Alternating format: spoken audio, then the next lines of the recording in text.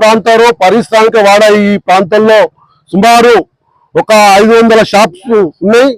దీని మీద ఆధారపడి ఒక 3000-4000 కుటుంబాలు జీవనం కొనసాగిస్తా ఉన్నారు.